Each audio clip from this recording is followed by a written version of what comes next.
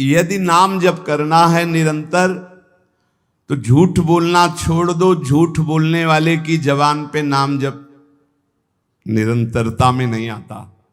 पकड़ो, मृषावादम परिहरेत, झूठा बोलना बंद करो। माला है, नाम जप कर रहे हो, सत्य बोलो। झूठ बोलने से क्या लाभ मिलेगा? भगवान नाम में चल रहे हो, भगवत मार्ग में चल रहे हो। और देखो, व्यापार आदि में भी झूठ बोलने की जरूरत नहीं। जिनको लगता है बिना झूठ बोले व्यापार नहीं चलता, वो कमजोर हृदय के हैं। सब कोई जानता है मुनाफे के लिए व्यापार किया जाता है। अपनी सामान का मुनाफा जोड़कर बोल दीजिए, झूठ बोलने की जरूरत नहीं। अरे बहुत झूठ बोलते हैं। एक गमछा है खरीदने के लिए, जिससे गए वो 130 रुपया, नहीं थोड़ा कम कर दो। वो तुम्हें बताएं, कसम से कहते हैं 120 का लाए हैं। अब 120 का तुम ले ही ले, तुम्हारे लिए हम। कसम बोलने की क्या जरूरत थी? झूठ क्यों बोल गए? भाई 130 का हम दे रहे हैं, तुम्हें लेना लीजिए, नहीं दूसरी दुकान दीजिए। ज्यादा उसमें चापलूसी या झूठ बोलने की जरूरत नहीं। मृषावादम परिहरेत, यदि आप व्यापारी हैं या गृहस्थी में कोई भी कार्य बोले बिना झूठ बोले काम नहीं चलेगा। ऐसा तो हमें शास्त्रों में कहीं नहीं मिला कि कोई व्यापार, कोई ऐसा कार्य की झूठ हो। हाँ, एक जगह जरूर झूठ बोल देना चाहिए। यदि किसी के प्राण बच रहे हैं, सर्वस्व का नाश बच रहा है, जरूर झूठ बोल दो, उसके प्राण बचा लो। वो झूठ तुम्हें सत्य का लाभ प्रदान करेगा। अपने स्वार्थ के लिए झूठ मत बोलो। और कम से कम भजन करने वाले तो झूठ से थोड़ा बचने की को, थोड़ा इसलिए कह रहे हैं कि पूरा हरिश्चंद्र बनना तो बहुत ही कठिन है, क्योंकि मोबाइल का समय है। अब झूठ ना बुलवावे तो इसकी महिमा क्या है? झूठ तो बुलवा ही देता है। बहुत झूठ पकड़ा जाता है। झूठ वो जहां मोबाइल तो आजकल तो हेलो ही बोलते हैं सब। बोले राधे राधे राधे राधे, कहाँ हो? बाजार में है इस समय, बगल से बगले के फ्लैट में है, बाजार में है इस समय, तो नहीं मिल सकते। बाजार झूठ बुलवाता है मोबाइल, बहुत झूठ बुलवाता है। वृंदावन में है, अपने घर में, कहाँ हो? इस समय तो आगरे में, आज तो नहीं मिल सकते, फिर आगे बताएंगे आपको। अब क्या जाता है, झूठ बोल दिए। अरे भैया, बेमतलब झूठ बोल रहे हो। नहीं असत्य संपातक पुंजा। और बता दें, झूठा मुंह मत रखना। यदि निरंतर नाम जप करना, चरणामृत पीने से झूठा नहीं होता। भगवत प्रसाद का किनका लेने से झूठा नहीं माना जाता। शेष कुछ भी झूठा मत रखना। कल हमको एक डॉक्टर साहब शिक्षा दे गए हैं कि आप शराब मांस आदि के लिए तो निषेध करते ही हैं, तमाकू और पान मसाला का भी निषेध कीजिए, क्योंकि इससे कैंसर हो जाता है। तो इसमें और दोष है कि जैसे आप, अब जब चिंतन हुआ तब समझ में, आप मुख में रखोगे तो मंत्र नहीं जप पाओगे। फिर खूब अच्छे से कुल्ला करके, जी भी करके, आचमन करके फिर मंत्र, और ऐसा कौन करता है? तो मसाला तो और तमाकू सुपारी खाने वाला निरंतर नाम जप नहीं कर सकता। इसलिए प्रार्थना इस पर भी कल से हमें शिक्षा मिली। भगवान विविध रूपों में आके शिक्षा देते और कह रहे थे कि हम डॉक्टर हैं मुख के।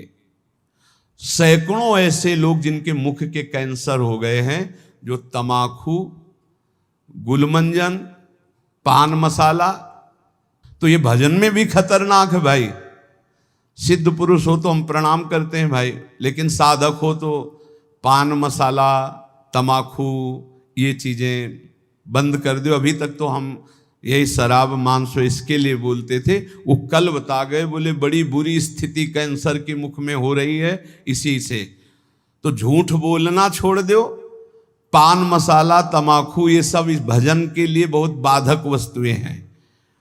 कुर्यात प्रिय मयाचितः, कभी दूसरे का अप्रिय ना करे। अब यहां विचार करना है, दूसरा अपनी भावना से दुखी हो रहा है, वो बात अलग है। हम कोई ऐसा अप्रिय कार्य, अप्रिय वचन, अप्रिय चेष्टा ना करें। न च कामान सरंभान द्वेषाधर्म मुत्सृजेत, कभी काम से पीड़ित होकर धर्म का त्याग न करें। कभी क्रोध से पीड़ित होकर धर्म का त्याग न करे, काम से पीड़ित होकर कभी दूसरे शरीरों का जो धर्म विरुद्ध है उनका सहवास न करे, क्रोध से पीड़ित होकर कभी पूज्य जनों को मारे पीटे ना, गाली गलौज न करे, उनका अपमान न करे, और द्वेष से कभी धर्म का त्याग न करे, द्वेष पूर्वक किसी का अहित, किसी का मंगल ना करे, तो निरंतर नाम चलने लगेगा। आप अभ्यास करो, तमाकू मसाला ना खाए, झूठ न बोले, पराई माता बहनों की तरफ काम दृष्टि से न देखे, या पराये शरीरों से काम भावना धर्म विरुद्ध न करे, क्रोध में आकर पूज्य जनों का अपमान न कर दे, कड़ुए वचन न बोल दे, द्वेष में आकर किसी का अहित न करे, तो नाम जब अभ्यास से बहुत जल्दी निरंतरता पकड़ लेता है। न पापे प्रतिपापः स्यात् साधुरेव सदा भवेत्, आत्मनैव हतः पापो यह पापम कर्तुमिच्छति। यदि तुम्हारे साथ कोई पापी आदमी पाप का बर्ताव कर दे, यदि तुम नाम जापक हो, तो उसके बदले में तुम पाप मत करना। ना उससे तुम बदला चाहना, ना भगवान से, ना किसी और के सहयोग से, और ना स्वयं से। ये भगवत प्राप्ति के लिए है। संसारी आदमी ऐसा नहीं करेगा, वो तो एक थप्पड़ का जवाब 2 थप्पड़ में देना चाहेगा, लेकिन भक्त का स्वभाव ऐसा नहीं। कह रहे यदि कोई पापी आदमी तुम्हारे साथ कोई भी गलत बर्ताव, तो हमारा कर्तव्य है कि हम भगवान से प्रार्थना करें, हे प्रभु इसकी बुद्धि शुद्ध कर दो। नाथ, यदि इसकी बुद्धि शुद्ध हो जाए तो ये भी महात्मा हो जाएगा, प्रभु इसको दंड मत देना, ये बहुत भूल में है, इसकी भूल को मिटा दो हे नाथ, हम आपसे प्रार्थना करते हैं। इसका प्रभाव ये होगा कि भगवान आपसे बहुत प्रसन्न हो जाएंगे। उसका तो जो होगा वो उमा क्षमा सापौते भारी, वो दंड तो भोगेगा ही भोगेगा पक्का, पर आपने क्षमा कर दिया तो आपके लिए आपके इष्ट बहुत प्रसन्न हो जाएंगे आपसे। जो साधु स्वभाव है वो किसी भी भारी संकट में पड़कर भी पाप कर्म ना करे। जैसे एक प्रसंग आता है संकट का,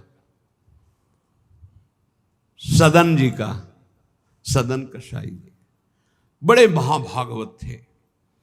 ये भगवान श्री जगन्नाथ जी के दर्शन करने जा रहे थे, महान अनुराग रस में डूबे हुए, 2-4 घरों से भिक्षा ले लेते पाते हुए। फिर तो संध्या समय था, एक घर में भजन करने से एक मुख में विशेष आकर्षण होता है, भागवती का आकर्षण होता है, जो एक आत्म सुख प्रदान करता है। लेकिन जो विषयी जन होते हैं उनके लिए वो आकर्षण काम में भी बदल सकता है।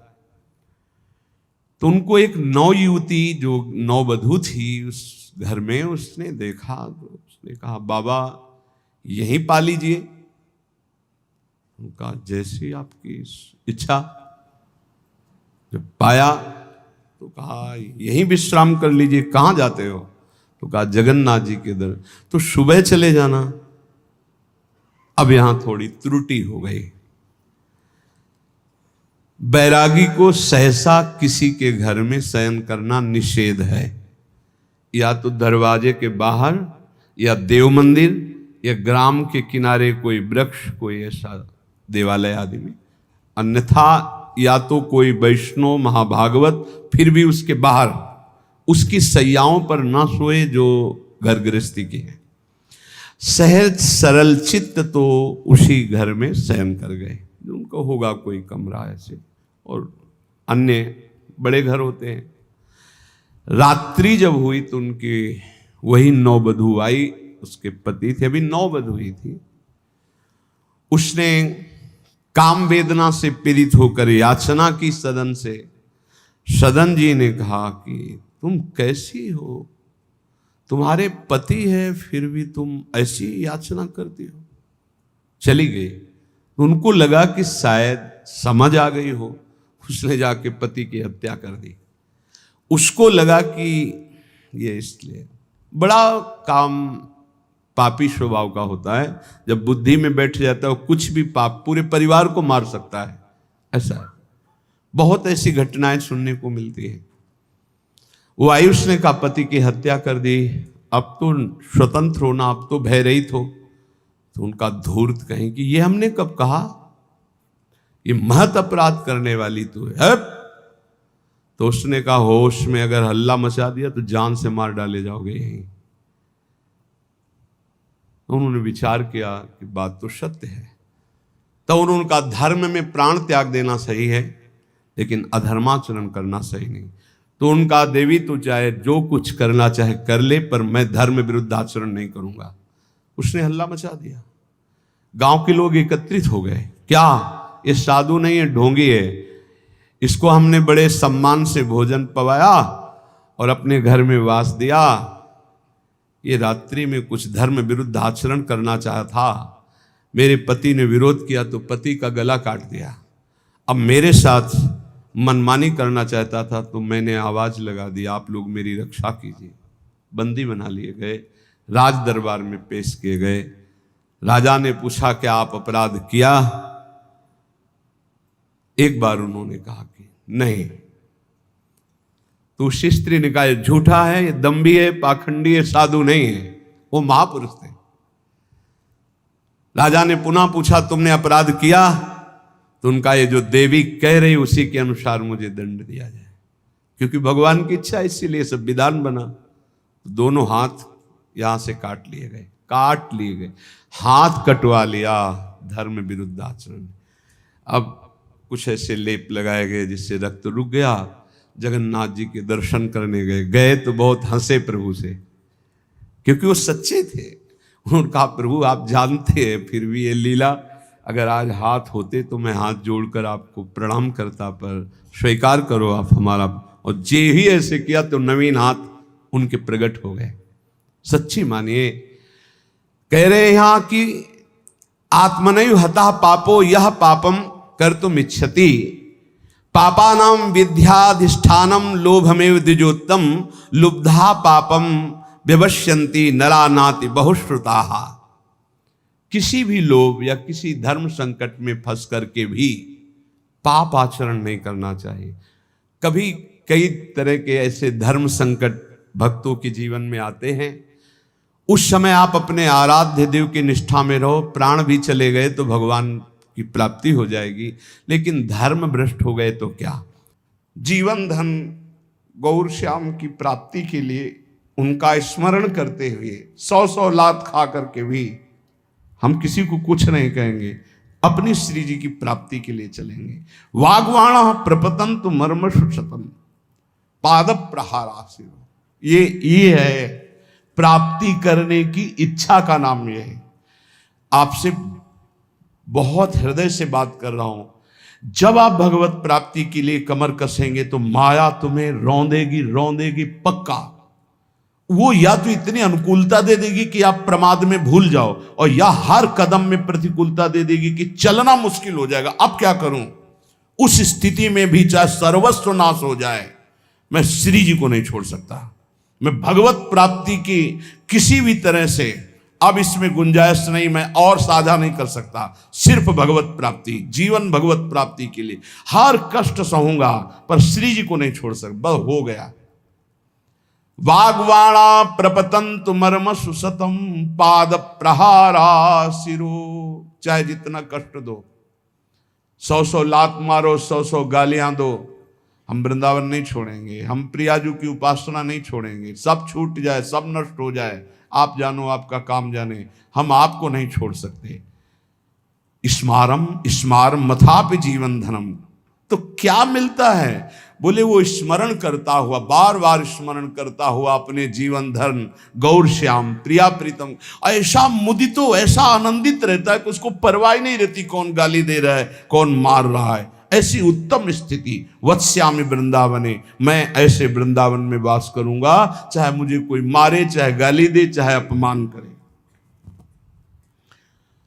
भुक्तम जन्मनि जन्मनि प्रियवधू श्रक चंदनाद्यम त्वया, अहंकारस्तु न शांते वसुयसो ववर्जितम नाद्य तत्। बहुत सुंदर बात कह रहे हैं। अभ्यस्ताच समस्त शास्त्र विततिर्मोहस्तु नास्तम गतस् तन्निर्विद्य समस्ततो भज महानंदाय वृंदावनम। जन्म जन्म में हमने बहुत भोग भोगे, काम भोग भी भोगा है, नववधू, माला चंदन, नाना प्रकार की सुख सामग्री, बहुत अहंकार था, बड़े बड़े पदों में गया, कुछ नहीं, आज फिर वैसे का वैसा हूं। भाई मेरी प्रार्थना मान लो ऐसे आप भी हो, कभी आप भी देवता बने होगे, स्वर्ग के भोग भोगे होगे, कभी नरक गए होगे, कभी नाना प्रकार की और योनियों में गए होगे, सब भोगा, सब कर लिया, भगवत प्राप्ति नहीं की एक बार भी। अब हिम्मत कर लो, बहुत शास्त्र पढ़ लिए, ज्यादा पढ़ने की जरूरत नहीं। कह रहे हैं अभ्यस्ताच समस्त शास्त्र विततिर मोहस्तु, मोह ही होगा, अज्ञान ही बढ़ेगा। क्या अष्टांग योग में चलें कि ये सिद्धि प्राप्त करें, कि इस मार्ग में चले, कि इस मार्ग में चले। बहुत शास्त्रों का ज्ञान होना दुर्भाग्य ही है। कोई कह सकता है ऐसा कैसे कह सकते हो? क्योंकि वो निर्णय ही नहीं कर पाता मैं किधर चलूं। हजारों मार्गों का ज्ञान है, एक कदम नहीं चला किसी मार्ग में तो दुर्भाग्य नहीं और क्या है। निर्णय निकला, पूरा जीवन हो गया, हर किलोमीटर का ज्ञान है, हर रास्ते के, लेकिन चले एक कदम नहीं कि उस किलोमीटर के बाद फिर क्या है। अब गए ही नहीं तो अनुभव ही नहीं है। ऐसा शास्त्र ज्ञान किस काम? आपको भारत के हर मार्ग का ज्ञान है, किलोमीटरों का, लेकिन आपने यात्रा किसी भी पावन तीर्थ की नहीं की, तो बैठे बैठे इस ज्ञान से क्या आप परम पवित्र हो जाएंगे क्या? आपने कभी अवगाहन नहीं किया किसी तीर्थ का, किसी धर्म क्षेत्र का, किसी पुरियों का, धामों का, और आपको सब ज्ञान है। वो ज्ञान किस काम का? हलवा की पूरी प्रक्रिया बनाने के आप एक सांस में बता जाओगे, लेकिन कभी बना के पाया? बोले नहीं, तो फिर मतलब क्या रहा? ये शास्त्र ज्ञान तभी सार्थक है जब भगवत साक्षात्कार करो। तो श्रीपाद कह रहे हैं अहंकारस्तु न शांत, ये अहंकार तुम्हारा शांत नहीं होगा। अभ्यस्ताच समस्त शास्त्र विततिर मोहस्तु नास्तम गत, मोह तुम्हारा नहीं जाएगा चाहे जितने शास्त्र पढ़ लो। तो बोले क्या करें, आप उपाय बताओ। तो बोले हम उपाय आपको बता रहे हैं। महा आनंदाय वृंदावनम भज, भज माने होता सेवा, सेवन कर वृंदावन का, वृंदावन का आश्रय ले, वृंदावन धाम आ जा, रसिकों का संग कर, प्रियालाल के अनन्य हो जा, ज्यादा जानने की जरूरत नहीं। सबसे बड़ा ज्ञान सतवस्तु श्यामा श्याम, वैराग्य इनके सिवा सबसे, प्रीति इनके नाम रूप लीला धाम से, गति इनके चरणारविंद की सेवा, बस इतना ही ज्ञान चाहिए। इतना ही सार ज्ञान है। ये बुद्धि को दौड़ा दौड़ा के थका करके बस प्रभु के चरणों में बैठाल देना है, यही साधना है। श्रीपाद कह रहे कि अब मेरे हृदय में एक बात बैठ गई कि वृंदावन का आश्रय लेकर प्रिया प्रीतम की आराधना करो, इसी में परम विश्राम है।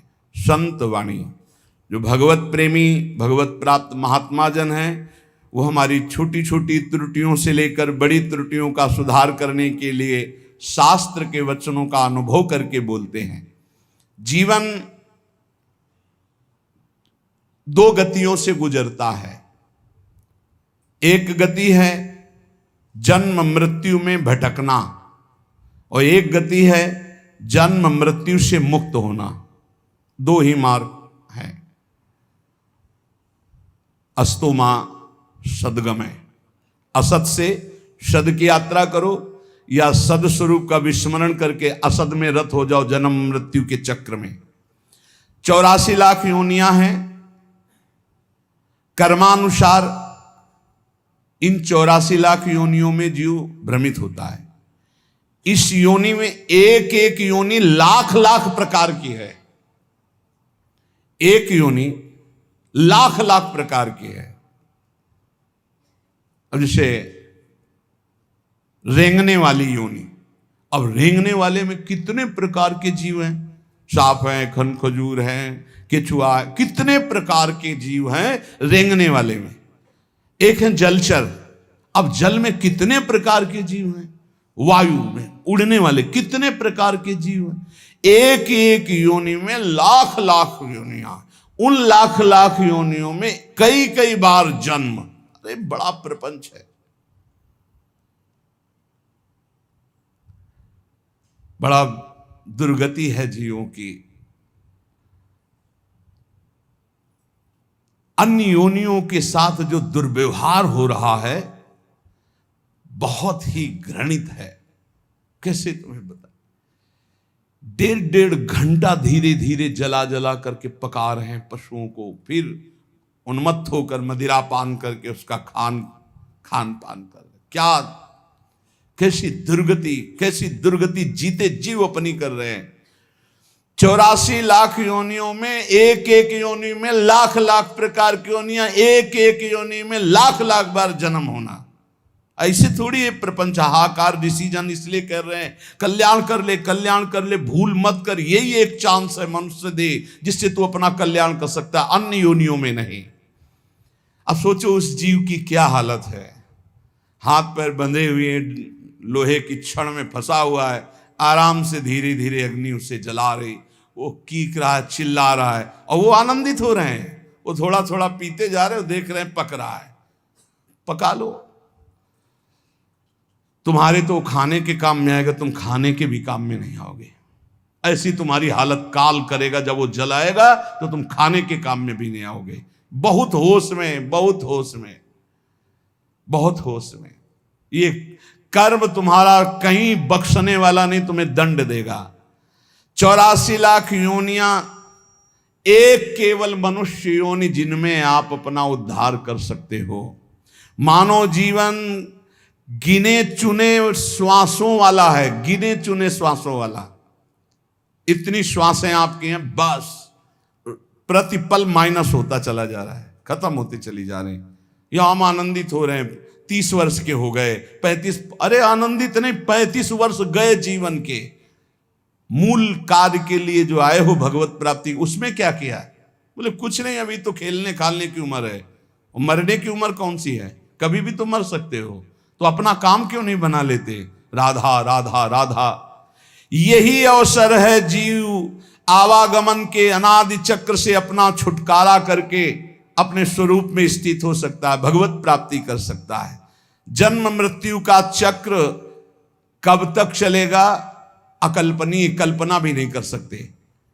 काल चक्र आपको घुमाता रहेगा, इसलिए मनुष्य जीवन में भगवत प्राप्ति का अवसर है। ये काम क्रोध लोभ और मोह, ये 4 प्रधान ऐसे हैं जो इस चक्र को चलाते रहते हैं। आवागमन, पुनरपि जननम पुनरपि मरणम पुनरपि जननी जठरे शयनम, ये चक्र चलाते रहते हैं। काम क्रोध लोभ मोह, इन्हीं को नरक की गति कहा गया है। इनमें से किसी में भी एक में पैर पड़ जाए, काम में, क्रोध में, लोभ में, मोह में, फौरन चारों आज करके उसे घुमाने लगेंगे, बार बार जन्म, बार बार मरण। नरक की दारुण यंत्रणा हर योनि में उसको प्राप्त होगी। केवल मनुष्य योनि ऐसी जिससे अपने को बचा सकते हो। केवल मनुष्य ही सत्कर्म करने में स्वतंत्र है, नवीन कर्म करने में स्वतंत्र है। अन्य प्राणी तो पूर्व में जो संचित कर्म गोदाम लगा उसी को भोगते रहते हैं। वो अशुभ कर्मों का नाश करते रहते हैं, भोग भोग करके। वो नवीन कर्मों का उपार्जन नहीं कर सकते। मनुष्य नवीन कर्म उपार्जन कर सकता है। मनुष्य कर्म करने में स्वतंत्र है। मनुष्य ही है जो अपने कर्म संस्कारों को भस्म कर सकता है, दूसरा कोई योनि नहीं। अब उसे सोचना है कि जो आपके गंदे कर्म जमा हैं उसमें और प्लस करना है या आग लगाना है पूरी गोदाम को। स्वतंत्र हो आप। काम क्रोध लोभ मोह, ये जिनके जीवन में है, निश्चित समझो उनका जन्म मरण पक्का है, जन्म मरण पक्का है। इन चारों को मिटाने के लिए 4 ये पहलवान ताल ठोक के खड़े हैं। काम क्रोध लोभ मोह ये शत्रु, तो सत्संग परोपकार वैराग्य और नाम जप, ये 4 ऐसे हैं कि इन चारों को चटनी बना देंगे। रोज सत्संग सुनो, अपने भोजन में से चाहे 1 रोटी निकालो, रोज दूसरों के उदर में जाने वाला विधान करो, परोपकार की भावना। और वैराग्य। जननी जनक बंद सुत दारा, तन धन धाम सुहृद परिवारा, सबकी ममता ताग बटोरी, मम पद मनहि बांध बर डोरी। छोड़ दो भगवान के भरोसे में और अपने कर्तव्य का पालन करो। ज्यादा चिंता मत करो, चिंतन करो प्रभु का, वो सब संभाल लेंगे, अनंत ब्रह्मांड संभाल लें। तुम्हारे परिवार में तो 2 4 6 लोग ही होंगे। वैराग्य, सब भगवान का है, भगवान देखेंगे, जो जैसा कर्म करेगा वैसा भोगेगा। राधा राधा राधा, और अपने कर्तव्य का पालन, जिसके प्रति जो संबंध है ईमानदारी से आप करो, लेकिन राग मत करो। और नाम जप, सत्संग, परोपकार, वैराग्य और नाम जप, इसके द्वारा इस चक्र का नाश कर दो। काम क्रोध लोभ मोह, इनकी मिटिया मेट करने के लिए सामर्थ्य है ये सत्संग, परोपकार, वैराग्य और भजन। अब भगवत धाम और नरक ये 2 हैं, चयन करो तुम्हें कहां जाना है। अगर काम क्रोध लोभ मोह तो त्रिविधम नरकस्येदम द्वारम नाशन मात्मना कामा क्रोधा तथा लोभा। और यदि सत्संग परोपकार वैराग्य भजन तो भगवत धाम। ये 2 गतियां हैं। उपासक देख लो, अगर भगवत धाम जाना है तो इन 4 बातों को छोड़ना होगा। काम क्रोध लोभ मोह, 4 बातों को पकड़ना होगा। रोज सत्संग, रोज परोपकार और सबसे अंदर से वैराग्य और खूब नाम जप, इसी के द्वारा भगवत प्राप्ति होती है। तीर्थपाद भगवान श्री हरि के जो गुणानुवाद लीला कथा है, ऐसा नशा चढ़ जाना चाहिए कि कभी तृप्ति नहीं होनी चाहिए। कस्त्रप्यनुयात तीर्थ पदोभिधानात्, सत्रेषु वासुरभिरीड्यमानात्, यह कर्णनाडं पुरुषस्य यातो भवप्रदां गेहरतिं छिनत्ति। जो भगवान की चर्चा को कानों से सुनता रहता है तो उसके हृदय का मोह मल नाश हो जाता है, वो वैरागी हो जाता है। वैरागी का केवल भेष से मतलब नहीं, अंदर से है। जैसे चक्रवर्ती सम्राट अम्बरीश जी वैरागी हैं। चक्रवर्ती सम्राट अवध का पूरा शासन कर रहे हैं भरत जी, लेकिन परम वैरागी। जो अनुरागी है वही परम वैरागी है, जो परम वैरागी वही अनुरागी है। जो भगवत चर्चा सुनता रहता है रोज, तो सर्वसंगोपहो हिमाम, सत्संगहा सर्वसंगोपहो हिमाम। सत्संग आपको सब संगों से अलग करके भगवत अनुरागी बना ही देगा। कौन ऐसा है जो प्रभु की चर्चा सुनते सुनते अघा जाए। नारद आदि महात्मागण, बड़े बड़े साधुजन जिनका सदैव यश गान करते रहते हैं, अहोभाग्य है उन मनुष्य शरीरधारियों का जो अपने कर्ण रंध्रों से भगवत चर्चा सुनते रहते हैं। उनका संसार चक्र में डालने वाला ये विकार, घर गृहस्थी की आसक्ति, ये उसे अब अगला जन्म नहीं करने देगी। घर गृहस्थी की आसक्ति, ये काम क्रोध लोभ मोह आदि, उसको अगला जन्म नहीं दे सकते जिनके कानों में रोज भगवत चर्चा पड़ती है और वो भगवत चर्चा सुनते हुए कभी अघाते नहीं। शास्त्रदधानश्च विवर्धमाना विरक्ति मन्यत्र करोति पुंसः, हरे पदानुस्मृतिर्निवृत्तस्य समस्त दुःखात्यमा सुधत्ते। जब कथा सुनते सुनते कथा में स्वाद आने लगे, एक एक शब्द बहुत गंभीर आनंददायक लगने लगे, तब समझ लेना चाहिए कि अब हमारे कल्याण का अवसर आ गया। भगवान की बातें बहुत प्रिय लगने लगे, भगवत चर्चा एक आनंद देने लगे। समस्त विषयों से वैराग्य उसी का होता है जो रोज सत्संग सुनता है। पर सत्संग सुनना समझ लीजिए, कल श्रोता का वर्णन हुआ था, चातक की तरह सुनना। हमारा जीवन है सत्संग, उसका मनन करना, उसको आचरण में उतरना, कि सुने बस चले गए। इतना समय तो सार्थक हुआ, पर मनन नहीं करोगे तो सत्संग का हृदय रूपी अंधकार नाश करने का जो प्रभाव है वो मनन से होता। मनन नहीं तो फिर नहीं बन पाएगा।